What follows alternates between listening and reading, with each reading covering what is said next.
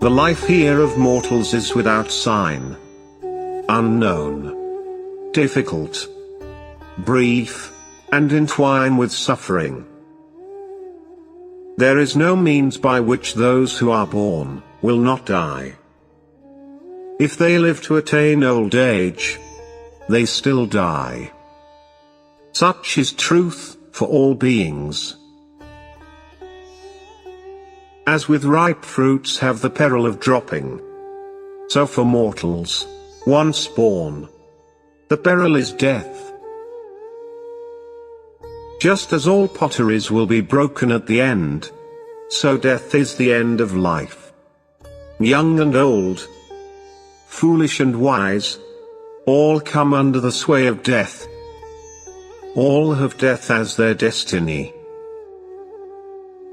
When those facing death must leave for the next world, fathers cannot shelter their sons, nor relatives shelter their kin.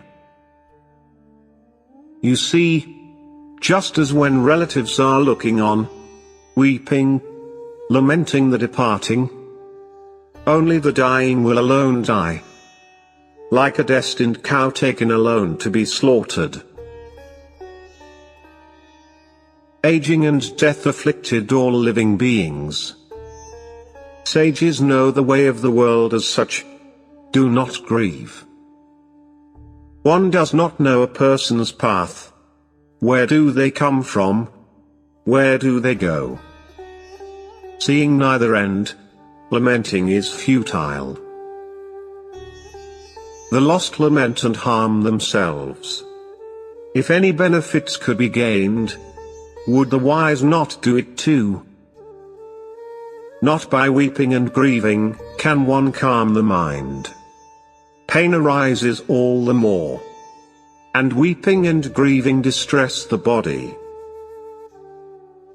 One harms oneself with grieving, becoming thin and pale. The departed are not protected by this means.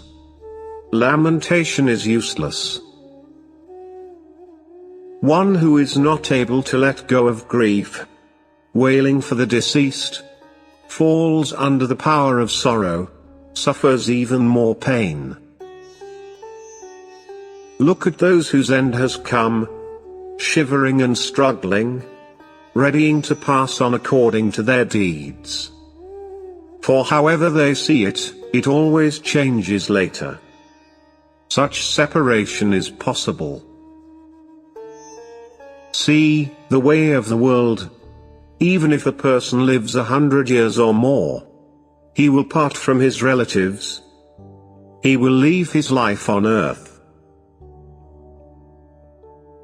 Thus, having heard the Arahant's teachings, seeing the dead, one is mindful that when a person is dead, I cannot get him back, and subdues lamentation.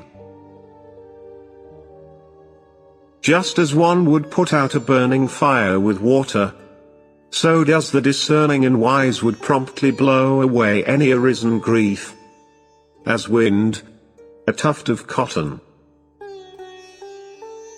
He who seeks happiness should rid his own lamentations, longings, and grief. Should pull out the arrow, which is his own impurities. With the arrow pulled out, he is unattached to passion and opinions, attaining peace of awareness, transcend all griefs. He is sorrow-free, unbound.